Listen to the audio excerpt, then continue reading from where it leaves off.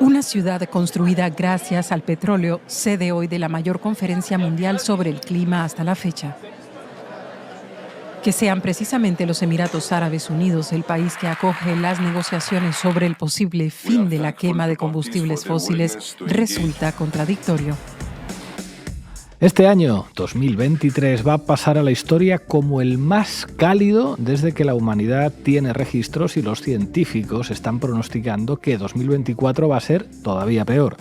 Según la Organización Meteorológica Mundial, en 2023 habremos experimentado una temperatura media global 1,4 grados Celsius superior a la temperatura promedio entre 1850 y 1900, antes de la escalada en las emisiones de gases de efecto invernadero. La temperatura de los océanos también habrá batido su récord histórico, así como la subida del nivel del mar. La extensión del hielo antártico habrá alcanzado su mínimo y la devastación de los bosques canadienses se recordará durante décadas como una de las mayores tragedias naturales desde que tenemos memoria. Todas las gráficas dan miedo, todas las desviaciones estadísticas son significativas y todas las curvas presentan lo que se llama en matemáticas derivada segunda positiva o negativa para gráficas decrecientes. Es decir, que no solamente crecen o decrecen según el caso, sino que además lo hacen cada vez más rápido. Dicho de otro modo, la situación no solamente está empeorando, sino que además el empeoramiento, lejos de frenar, se acelera. En este año 2023, en el que se confirman los peores augurios de los científicos del Panel Intergubernamental para el Cambio Climático de las Naciones Unidas, se celebra en la petrodictadura teocrática de los Emiratos Árabes Unidos la reunión internacional patrocinada también por la ONU y conocida como COP28. En ella, los líderes políticos y empresariales de todo el planeta se reúnen con el objetivo nominal de llegar a acuerdos para limitar el aumento global de la temperatura debido al cambio climático. Desde el pasado 30 de noviembre hasta el 12 de diciembre, último día de la cumbre, hemos escuchado un sinnúmero de discursos grandilocuentes hablando de sostenibilidad, de energías renovables, de crisis climática, de protección medioambiental, de desafío planetario, de amenaza civilizatoria. Todos los reyes, primeros ministros y consejeros delegados presentes en Dubái anunciarán a lo largo de estos días su voluntad y su compromiso inquebrantables para evitar que la humanidad y el conjunto de los ecosistemas de la Tierra se despeñen por el abismo del apocalipsis climático. Y mientras hablan, tendremos la más absoluta certeza de que todos esos discursos no servirán para nada. Esto escribíamos en Diario Red cuando comenzó la cumbre. Hoy en La Base analizamos los resultados de la COP28. Bienvenidas y bienvenidos. La Base, con Pablo Iglesias, Sara Serrano, Manu Levín e Ina Afinogénova.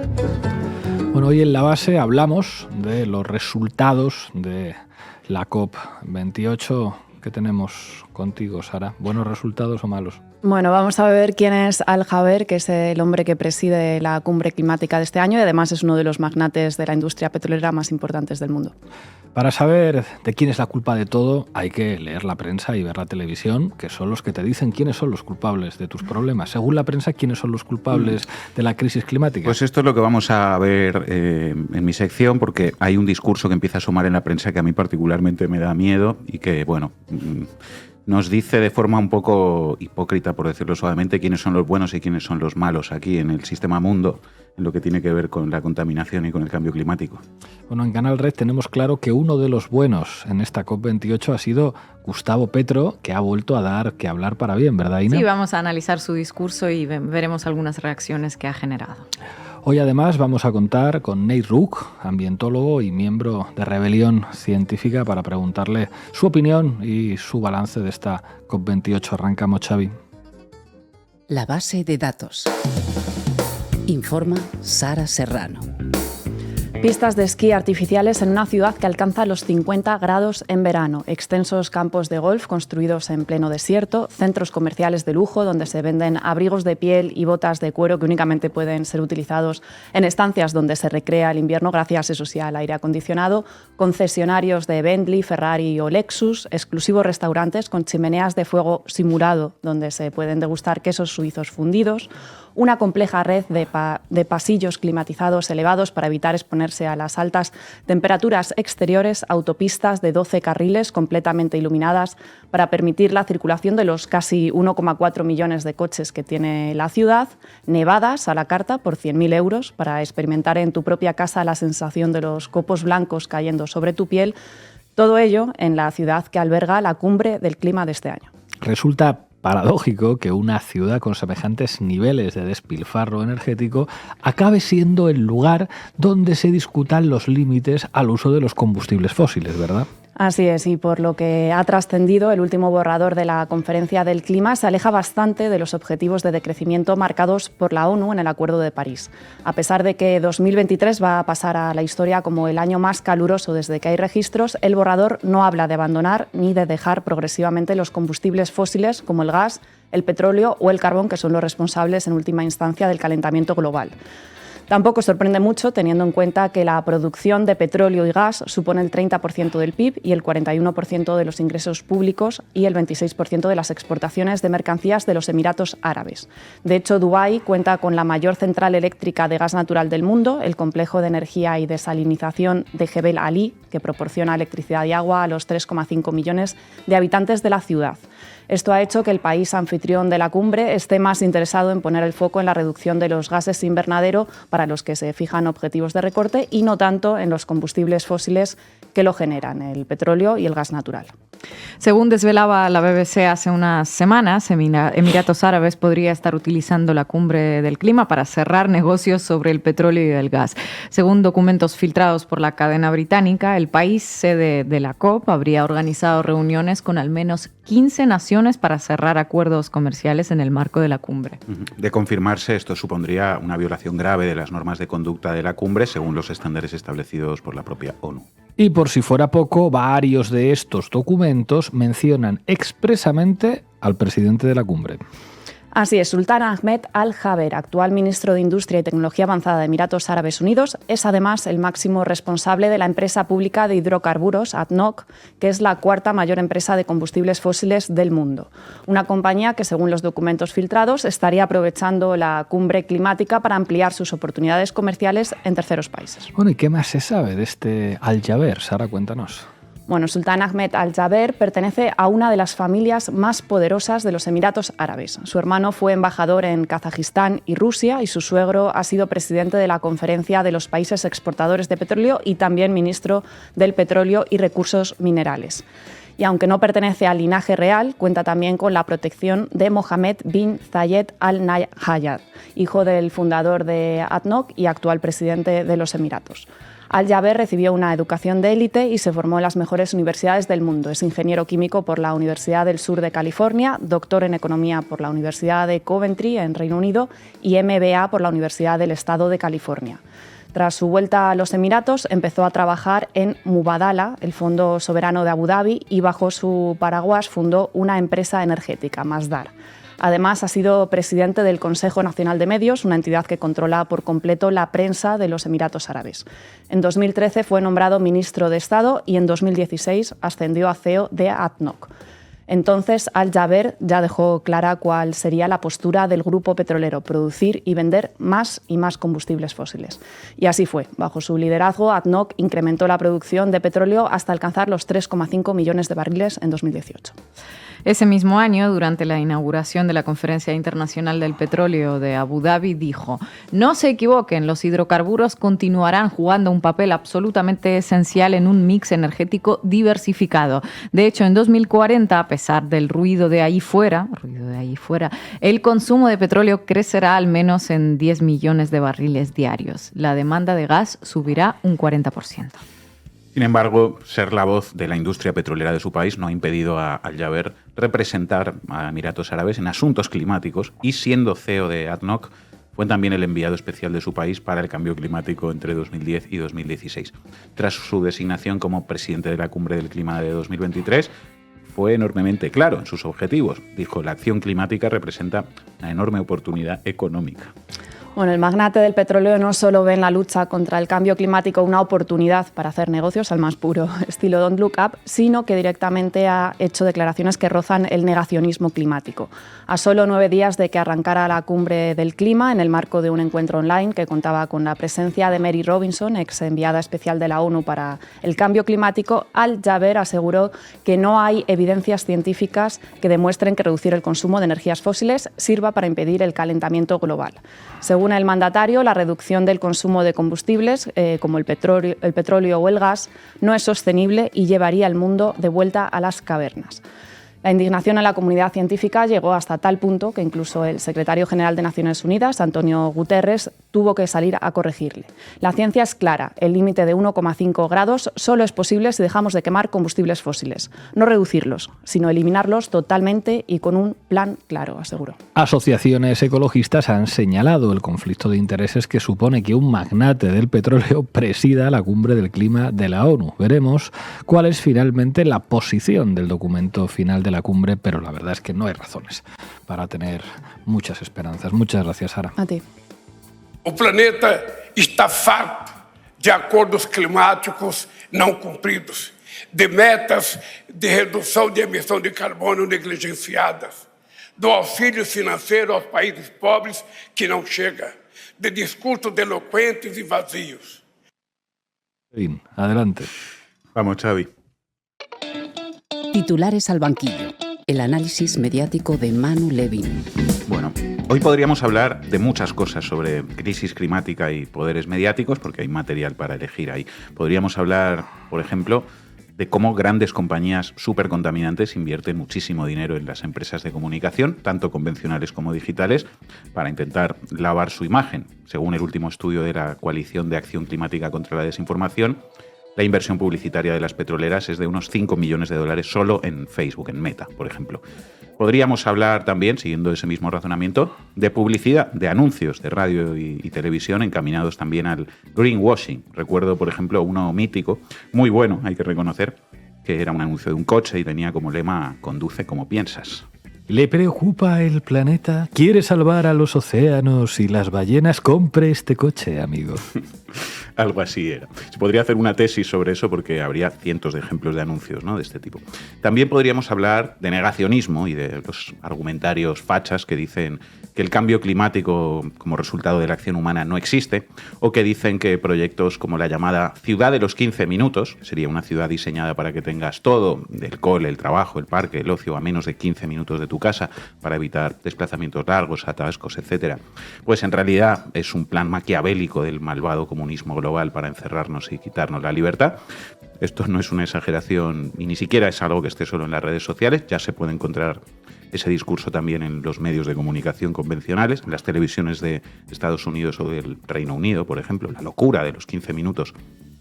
Pero quiero que hablemos hoy de relatos, en dos sentidos. Por una parte, de cómo la propia cumbre del clima es básicamente un lugar donde los distintos actores que acuden se reúnen para escribir un relato, cuyos resultados, los resultados de la cumbre, el éxito o fracaso de la cumbre, se mide en si aparece tal o cual sustantivo o adjetivo en ese relato, ¿no? Y por otra parte, quiero que hablemos también y sobre todo de cuál es, a su vez, el relato mediático que percibo que se pretende instalar sobre esta cumbre y quizás sobre las venideras por parte de los poderes mediáticos occidentales, o mejor dicho, en este caso, del norte global. Pues adelante con ello. Vamos con lo primero. ¿Por qué decimos que la cumbre del clima es una reunión que consiste en escribir un relato? Cuéntanos. Un club de escritura, efectivamente. La cosa es que el resultado de este tipo de cumbres del clima es básicamente un texto, ¿no?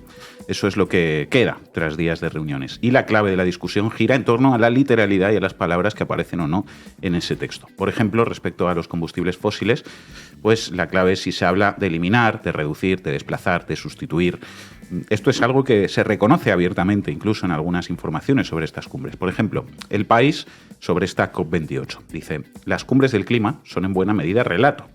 Y el de la COP28 que se celebra en Dubái está tan claro y centrado que difícilmente alguien puede sacar un conejo de la chistera detrás del que esconderse para ocultar un fracaso. La línea del éxito o la derrota está trazada, decía El País. Saber si se logra por primera vez que los casi 200 países que están presentes en estas negociaciones hagan un llamamiento directo al fin progresivo de la producción y uso de todos los combustibles fósiles, algo que debe marcar el camino para los planes climáticos que las naciones han de presentar ante la ONU.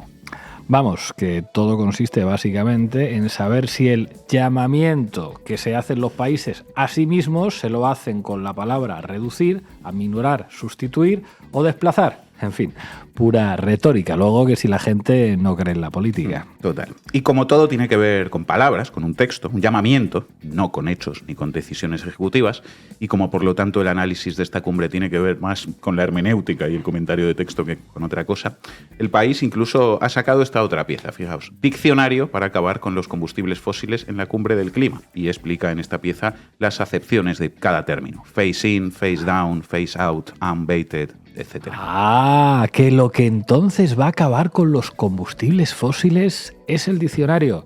Pues amigos y amigas de Futuro Vegetal, de Rebelión Científica y demás ecologistas y hippies de mierda, os podéis ir a vuestra casa porque no lo estáis haciendo bien. Va a ser la RAE, con Pérez Reverte a la cabeza disfrazado de Alatriste y blandiendo un diccionario Vox, lo que os salvará y nos salvará del cambio climático.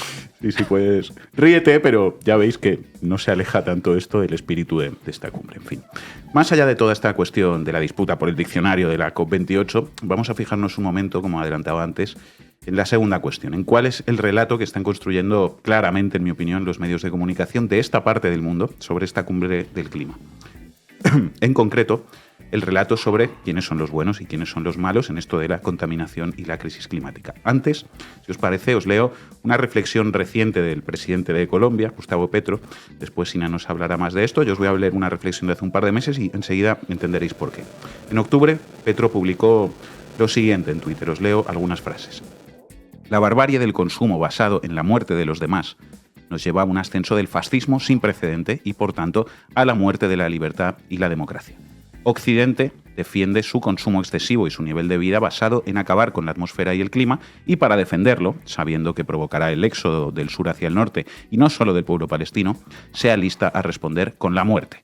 No quiere transformar su sistema económico, sino hasta donde llegue el mercado para descarbonizarlo, y sabe que el esfuerzo será minúsculo para salvar la vida en el planeta. Su política, continuaba Petro, busca defender la burbuja del consumo de los ricos del planeta y no salvar la humanidad, cuyas mayorías les son desechables como los niños de Gaza.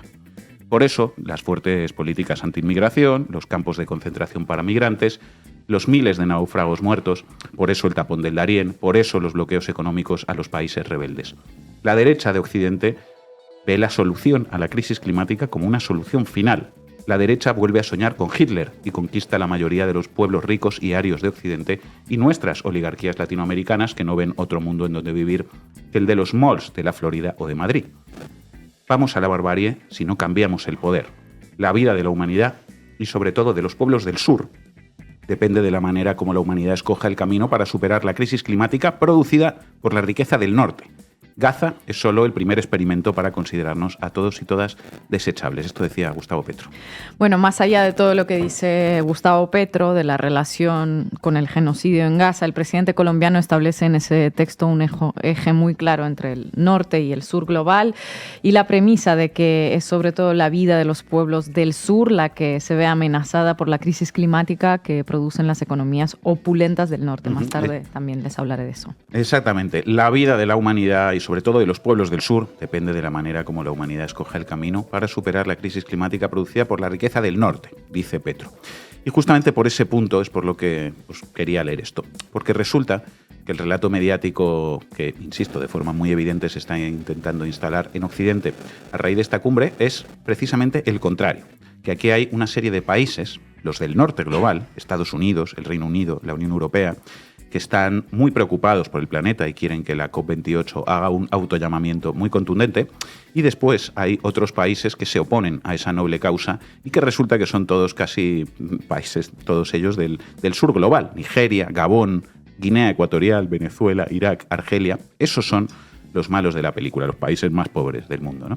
Fijaos, por ejemplo, en esta pieza del Confidencial, que es un ejemplo, pero que es representativa de muchas otras piezas que vienen hoy con el mismo marco.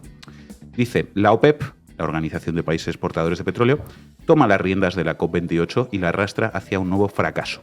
El cártel del petróleo, dice el Confidencial, atasca las negociaciones y rechaza que el acuerdo final de la cumbre climática de Dubái, COP28, haga mención alguna a la necesidad de abandonar o reducir los combustibles fósiles. Tras el rotundo fracaso de la cumbre del clima de Egipto, COP27, que acabó con un acuerdo de mínimos que la propia ONU calificó de insuficiente y la UE tildó de decepcionante, la cumbre que se está celebrando en Dubái amenaza con acabar en un nuevo fracaso tras el golpe de mando asestado por la OPEP, la Organización de Países Exportadores de Petróleo, en pleno tramo final de las negociaciones. La OPEP, informa el Confidencial, está formada actualmente por 13 países miembros: Angola, Arabia Saudita, Argelia, Congo, Gabón, Guinea Ecuatorial, Emiratos Árabes Unidos, Irak, Irán, Kuwait, Libia, Nigeria y Venezuela. Esto dice el Confidencial, que a continuación habla también de las airadas reacciones de las potencias del norte. Ok, unos datos y ahora seguimos. Sara, porfa, recuérdanos, ¿cuáles son los países más contaminantes del mundo? Bueno, pues los 5 países que más CO2 emiten en el planeta son China, Estados Unidos, India, Rusia y Japón. Entre ellos suman casi 2/3 del total de las emisiones planetarias. Ok, y en concreto sobre el petróleo, ¿cuáles son los principales productores y exportadores mundiales de petróleo? Bueno, pues lo cierto es que todos los países de la OPEP juntos representan el 43% de la producción mundial del petróleo y menos del 35% de la exportación. En realidad, el primer productor mundial de petróleo es Estados Unidos, seguido de China. Y además Estados Unidos es también el segundo exportador mundial de este combustible fósil causante de la crisis climática. De hecho, la OPEP nació precisamente como un intento de ejercer un contrapeso a Estados Unidos en los mercados internacionales, en una situación posterior a la Segunda Guerra Mundial en la que Estados Unidos era a la vez el primer productor y el primer consumidor global de petróleo, y en la que 5 de las 7 grandes petroleras mundiales, las llamadas 7 hermanas, estaban en el territorio de Estados Unidos. Así es. Entonces, sigamos el razonamiento. Yo, de verdad, espero estar rizando el rizo con esto y espero equivocarme y que los tiros no vayan a ir por aquí. Y seguro que los países de la OPEP efectivamente maniobran en la cumbre para defender ese negocio, ¿no? Eso, no me cabe ninguna duda de eso. Pero, ¿qué queréis que os diga? A mí, leer en un periódico del norte global, donde se encuentran los países más contaminantes y que más petróleo queman del mundo, y que incluso compran los derechos de emisión a países pobres para que nosotros podamos seguir quemando petróleo a todo tren mientras ellos siguen empobrecidos y desindustrializados. Leer ahí este relato de que las potencias del norte están muy preocupadas por el medio ambiente y que el problema aquí son los países pobres y, en concreto, musulmanes, me hace bastante ruido y me recuerda a otros mecanismos discursivos similares de las ultraderechas. Por ejemplo, la instrumentalización que hacen del feminismo o de los derechos LGTBI para hacer desde ahí un discurso xenófobo e islamófobo y defender una Europa fortaleza, ¿no? Porque viendo esta imagen que tenemos en pantalla, que a ojos de cualquier mortal pues representa a un tipo vestido como árabe, y este titular de que el fracaso de las posibles medidas frente a la emergencia climática tiene que ver con esos países que cité antes, creo que anticipa algo que podemos empezar a ver próximamente, anticipa un discurso similar y con los mismos tintes xenófobos e islamófobos y con el mismo marco de civilización frente a barbarie, pero aplicado en este caso a la cuestión climática. En otras palabras, en otras siniestras palabras, que ahora va a resultar, al contrario de lo que decía Petro y de lo que dicen los datos, que la culpa de la crisis climática es del sur global y en concreto de los moros, que contaminan mucho y que les encanta quemar petróleo. Un marco mental que de hecho abunda precisamente en eso del 1933 global que decía Gustavo Petro, un marco que apunta hacia el ecofascismo y que si se instala y crece, pues quién sabe si en el futuro servirá incluso para justificar invasiones y guerras contra el sur en el supuesto nombre del ecologismo y de la lucha contra los combustibles fósiles. Veremos lo que sucede. Y ojo, ese discurso es perfectamente compatible con el negacionismo, ¿verdad? Creo que sí, porque la ultraderecha ya ha demostrado que es capaz de decir al mismo tiempo que la violencia machista no existe y que la violencia machista es culpa de los bárbaros, ¿no? O ha demostrado también que puede hacer un discurso de odio contra las personas LGTBI y al mismo tiempo decir que el odio contra las personas LGTBI es culpa de los bárbaros. Así que es perfectamente plausible también que al mismo tiempo que la ultraderecha dice que el cambio climático no existe, diga que el cambio climático es culpa de los bárbaros, de los pobres y de los moros y que por lo tanto hay que odiarlos, ¿no? Y hacerles la guerra al tiempo. Pues quedamos avisados. Gracias, Manu. La selva del Congo, en el Amazonas, Indonesia. Nosotros somos esponjas y el norte emite. Ya la esponja no es suficiente. Nosotros proponemos es cambiar deuda por acción climática. Bueno, Fino Génova, que tenemos listo. Vamos, Xavi. ¿Para qué me invitan? El análisis internacional de Ina Afinogenova. Bueno, leyendo y escuchando sobre los más de 2.000 lobistas de combustibles fósiles, sobre el sultán Al-Jaber, que dijo que renunciar a ellos nos devolvería a las cavernas, sobre su equipo de negacionistas del cambio climático, una se pregunta de qué iba y a qué venía realmente esa cumbre. Pareciera una fantochada, empezando desde la sede, un petroemirato, y según ambientalistas, y a juzgar por algunas declaraciones que salieron de ahí, lo fue. Hubo, sin embargo, alguna que otra excepción discursiva que vale la pena mencionar. Pues vamos a ello. Gustavo Petro, a quien ya citó Manu y cuyas propuestas climáticas ya habíamos analizado en alguna ocasión y que vienen de tiempo atrás. De hecho, Petro lleva años hablando desde distintas tribunas sobre el capitalismo descarbonizado y proponiendo que organismos internacionales evalúen perdonar deudas públicas a países a cambio de acciones climáticas. Una propuesta muy concreta que no ha recibido respuestas concretas por parte de esos organismos financieros, más allá del tradicional prometemos pensar en ello, que no denota una especial preocupación por el tema, sobre todo si se va repitiendo a lo largo de los años. Él también lo volvió a repetir esta vez en Dubái, pero por lo que llamó la atención su discurso y causó alguna que otra molestia por parte del llamado primer mundo fue por dedicar una parte importante de él al genocidio que está cometiendo Israel en Palestina. ¿Por qué en un discurso sobre el cambio climático llega a Gaza? Bueno, porque empieza hablando de la histórica desigualdad en el consumo y en las emisiones de carbono entre países del llamado norte global, los ricos, y el sur. Una desigualdad sobre la que está construida toda la arquitectura del poder global. Si ese poder global realmente tuviera interés alguno por una economía descarbonizada, dejaría de ser el poder. Como sus acciones climáticas se reducen a este tipo de cumbres, pues se da por hecho que seguirán enriqueciendo gracias a la economía basada en los combustibles fósiles.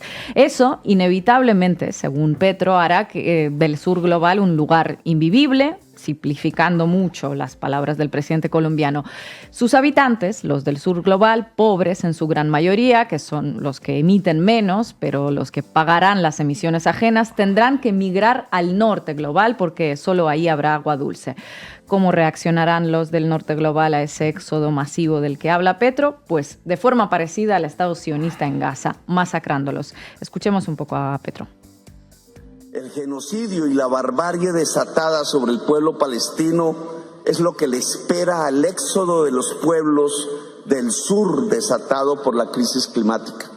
Sin transferencia de riqueza del norte al sur, las víctimas climáticas cada vez tendrán menos agua líquida en sus hábitats y se trasladarán al norte, a donde los deshielos permitirán el agua dulce. El éxodo será de miles de millones. Este éxodo inmenso tendrá respuestas en el norte. Ya la podemos ver en las conductas antimigratorias de los países ricos y el ascenso de las extremas derechas en ellos. Hitler está golpeando las puertas de los hogares de la clase media europea y norteamericana y muchos ya lo han hecho entrar. El éxodo será respondido con muchísima violencia, con la barbarie misma. Lo que vemos en Gaza es el ensayo del futuro. ¿Por qué los grandes países consumidores de carbono han permitido el asesinato sistemático de miles de niños en Gaza? Porque Hitler ya entró a sus hogares y se alistan para defender sus altos niveles de consumo de carbono y rechazar el éxodo que provoca. Ya podemos ver entonces el futuro. El cierre de la democracia, su final, y la barbarie desatada contra nuestros pueblos, los pueblos que no emitimos CO2, los pueblos pobres. Al capital fósil no le importa la vida de los pueblos que no consumen carbono, dice Petro. A las élites extractivas no les importan los pobres, por eso están mirando tranquilamente cómo Israel reduce Gaza a cenizas mientras aumentan el gasto militar y eso sí convocan a la vez algunas cumbres climáticas. Así es. La acción que propone Petro frente a todo esto, bueno, la unión de los pobres. Según el presidente colombiano, esa unidad ya se está manifestando en la ONU, concretamente durante las votaciones sobre Palestina. Escuchémoslo.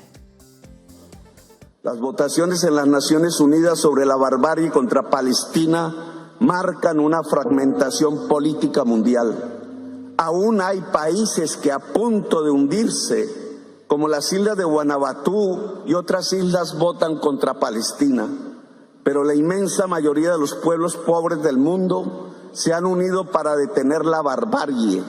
Solo votan a favor del genocidio los pocos países de Europa y Norteamérica, los grandes consumidores de carbono. No hay, por tanto, alternativa que el camino de siempre, el camino de la unidad de los pobres y su lucha. Solo votan a favor del genocidio los grandes consumidores de carbono y eso es suficiente para que el genocidio no se detenga, todo hay que decirlo. No es la primera vez que Petro hace un paralelismo entre el pueblo palestino masacrado y los pueblos del sur global que todavía se salvan, pero que según él caerán víctimas de la misma barbarie cuando estemos en medio de una verdadera emergencia climática. Hace unas semanas, además de lo que ya acaba de citar Manu en su sección, pues escribió otro texto muy revelador titulado ¿Por quién doblan las campanas? Las campanas doblan por ti, parafraseando a Ernest Hemingway en su famosa novela. Escribió ese texto a raíz de una reciente votación en la ONU sobre la pausa humanitaria en Gaza, que no prosperó pese a los 120 votos a favor por el veto de Estados Unidos. Lo que el poder bárbaro del norte desencadenó sobre el pueblo palestino es la antesala de lo que desencadenará sobre todos los pueblos del sur cuando la humanidad se quede sin agua por la crisis climática. Las campanas que doblan esta noche en Palestina no doblan por ellos, doblan por nosotros, doblan por ti. El discurso que pronunció en Dubái suscitó toda una serie de reacciones y una de ellas salió de Alemania, uno de los principales emisores de carbono del mundo, dicho sea de paso. La Cancillería alemana consideró inaceptables las referencias a Hitler en el contexto de Palestina e Israel, trasladando su culpa histórica por la Shoah a los palestinos, como viene haciendo desde hace 2 meses. Es inaceptable hacer comparaciones crudas con la era nazi y así relativizar el Holocausto como lo hizo el señor Petro de Colombia. Esto es lo que escribió la Cancillería alemana en su cuenta de X. Sin embargo, es el gobierno alemán el que ha estado relativizando la masacre de los palestinos durante todo este tiempo, cuando no justificándola bien con el derecho de la potencia ocupante a defenderse o bien con menciones directamente al Holocausto. Así es. El caso es que todo este encontronazo diplomático que siguió después le dio mucho trabajo a la revista Semana, como no, la abanderada por excelencia de la causa sionista en Colombia, no por sus convicciones, desde luego, sino por llevarle la contraria a Petro. Si Petro invocase el derecho de Israel a defenderse, quién sabe, quizá la revista Semana defendería al pueblo palestino, pero no es el caso, así que disfruten un poco de este material que han sacado. Hoy le haremos el control a cómo quedar como un zapato. Sí, el presidente Petro en Dubái, en el marco de la COP28, se despachó así en otro de sus muy desatinados discursos filósofo-embusteros. Y dele con Hitler. ¡Qué obsesión! Pero sobre todo, qué vergüenza con el pueblo alemán y con el pueblo judío. La República Federal de Alemania, a través de su Cancillería, le respondió así al muy grosero presidente de Colombia. El líder de la galaxia quedó como un zapato. Una vergüenza total. Pero horas después de que el gobierno federal alemán le llamara la atención, el muy terco presidente Petro volvió a arremeter desde Dubái. Sigue insistiendo que el pueblo judío es nazi. Horas después fue la Cancillería del Estado de Israel el que le llamó la atención al presidente Petro. Y estos cipayos, con acento de haber estudiado en cole privado, se llaman a sí mismos periodistas. ¡Ay, qué vergüenza con el pueblo alemán! ¡Qué vergüenza ese grosero presidente de Colombia! Pero ¿cómo se atreve a decir nada contra Alemania o contra el mismísimo Israel? ¡Qué papelón para Colombia! En fin, y qué periodismo riguroso e imparcial el de la revista Semana. Repugnante. Espérate, si en un mismo material se puede meter a Israel, a Hitler, a Palestina, a Alemania, a Colombia, pues también se puede meter a una opositora a Petro para hacerle un poquito de campaña como quien no quiere la cosa. ¿Para qué desaprovechar el tiro? Sigamos. Qué vergüenza. El exalcalde de Bogotá, Enrique Peñalosa, que representa todo lo contrario a lo que es Petro. Es decir, un ejecutor de obras en realidad.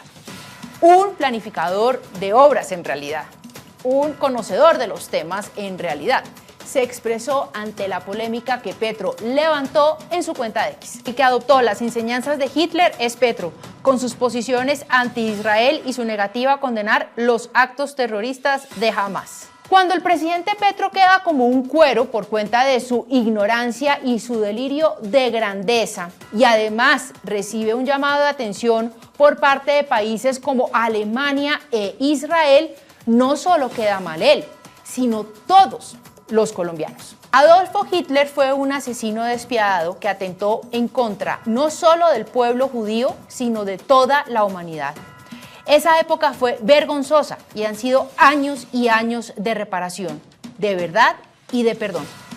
Hitler es uno de los personajes más infames de la historia de la humanidad, comparable en Colombia con un Pablo Escobar o con los narcoterroristas de las FARC y de los grupos guerrilleros y paramilitares que secuestraron, masacraron, torturaron, robaron y descuartizaron a los colombianos. Y pues Petro no hizo parte del grupo terrorista del M-19.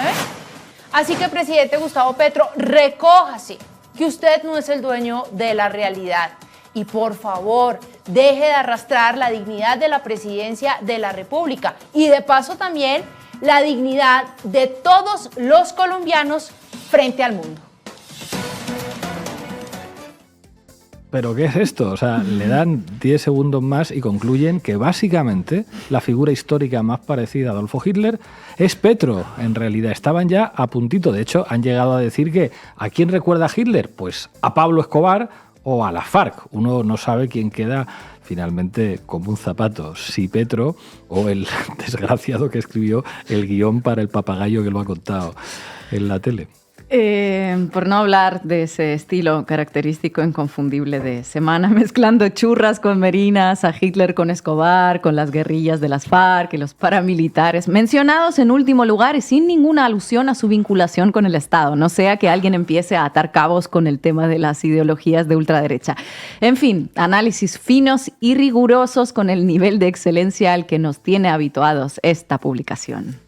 Claro, porque puestos a simplificar, aunque nunca tanto como la revista Semana, pues se le olvida a la camarada María Andrea mencionar también que además de un asesino despiadado, Hitler era otras muchas cosas históricamente quizá más relevantes que todos los lugares comunes y clichés infantiloides y naif que nombra, ¿no? Por ejemplo, Hitler era un representante de la ultraderecha europea en un momento histórico muy concreto en el que esa ideología tomó una importancia decisiva, ¿no?, en este continente. Pero eso... Un representante de la misma ideología que defiende casi sin despeinarse la revista Semana y muchos de sus periodistas. Y más que una época vergonzosa, como la califica la compañera, fue la época producto del triunfo de esas ideas en Europa. Una circunstancia de cuya posible repetición está alertando precisamente Gustavo Petro con sus palabras. Así es. Gracias, compañera. Las naciones industrializadas, con menos del 10% de la población mundial, han emitido el 51% de estos gases desde 1751. Bueno, hoy contamos con Nate Rook, ambientólogo y miembro de Rebelión Científica. Nate, muchísimas gracias por atender a la base. Gracias por invitarme. Bueno, aunque todavía no conocemos las conclusiones definitivas, quería pedirte una valoración sucinta de esta COP28, de esta cumbre del clima. Sí, desde Rebelión Científica llevamos diciendo desde el principio que esto es un fracaso total, un fracaso climático, porque ya, como habéis explicado, el presidente de COP también es el jefe de una gran petrolífera y está usando su posición para hacer negocio e incluso lanzar discursos negacionistas. Entonces, si hay una única cosa que deberían hacer durante este COP, debería ser buscar una manera de eliminar cuanto más rápido posible el uso de los combustibles fósiles. Es la base mínima para que podamos decir que vamos en una dirección adecuada, ¿no? Pero aún así, si todo fuera mejor dentro del COP y este acuerdo saliera adelante, el problema es también la estructura de la ONU y estos acuerdos internacionales sobre el clima que no son nada vinculantes. No hay ningún tipo de mecanismo de garantía del cumplimiento de estos acuerdos. Entonces, Si miramos un poco a la política internacional, Organización Mundial del Comercio ha hecho acuerdos vinculantes y cuando los estados no cumplen, se pueden llevar al tribunal y se les puede dar sanciones graves. Entonces, hay un miedo de no cumplir con estos acuerdos. Entonces, aquí podemos ver el problema mundial es que se valora más el negocio y el comercio que la vida misma. Entonces, lo que estamos pidiendo desde Rebelión Científica a nivel internacional, lanzamos una carta pidiendo que la población en general se hiciera activista, que salgan a las calles, que hagan cualquier tipo de activismo para presionar los gobiernos a actuar. O sea, la comunidad científica o Rebelión Científica hemos ya intentado de muchas formas de presionar a los gobiernos y no ha funcionado. Por eso nuestro movimiento está girando hacia la acción directa y la desobediencia civil no violenta. Entonces, hay varias otras cosas que podemos hablar de. Por ejemplo, hay un consenso sobre triplicar los renovables, pero eso sin ningún tipo de límite sobre los combustibles fósiles ni defender los ecosistemas no va a significar nada. Además, los renovables son más baratos según las infraestructuras que tiene un país. Entonces, en el sur global, obviamente, es mucho más caro hacer instalaciones de renovables que en el norte global, donde hay más infraestructuras para estos proyectos. Entonces, sin una financiación justa, los países del sur global no pueden permitirse prescindir del carbón ni el petróleo, y menos sin cancelar la deuda. Lo que dijo Gustavo Petro, de hecho, es una demanda de otro movimiento climático que hemos hecho coaliciones que se llama Deuda por el Clima, y piden exactamente eso, de cancelar la deuda del sur global para que estos países puedan salir de esta situación precaria y usar ese dinero para el bien de su población y salir de esta crisis climática lo mejor que se pueda. Entonces, como ya he mencionado, el tema de la estructura de la gobernanza a nivel mundial a través de la ONU es un problema, pero también es un problema a nivel estatal y eso se refleja, ¿no? Es que todos esos problemas de los lobbies que vemos en Dubái ahora, de otros grupos que están presionando para sacar beneficios para sus propias empresas, son un reflejo de los estados mismos. Incluso en los países más democráticos, pues tenemos este mismo problema que las empresas tienen una influencia muy grande y es muy difícil para cualquier acuerdo que vaya en contra de los intereses privados de salir adelante.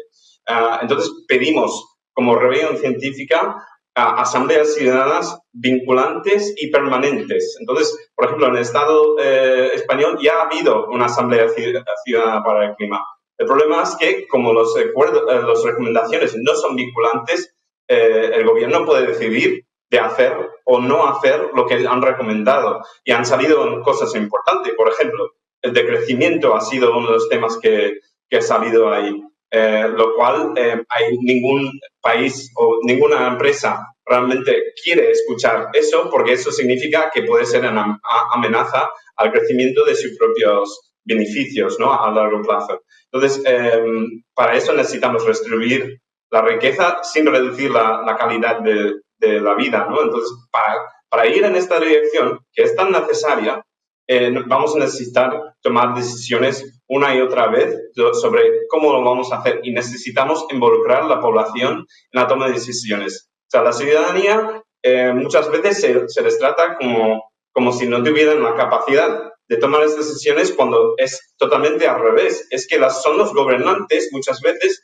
que no tienen la capacidad de tomar las decisiones porque todos sus intereses que se están empujando hacia una dirección que es hacia los beneficios privados, no proteger el clima, la biodiversidad y el planeta misma y la vida de las generaciones futuras.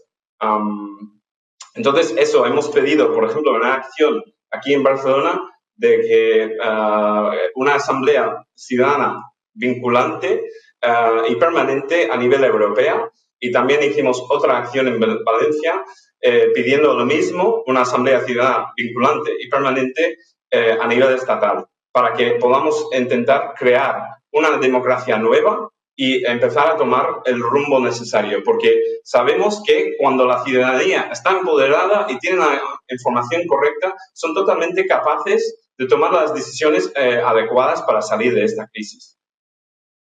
Muchísimas gracias por atender a la base y mucha suerte con todo. Hasta pronto.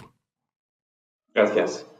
Llegamos al final del programa, os vamos a dejar con un tema de La Pegatina que se llama Petrolero. Mañana nos vemos.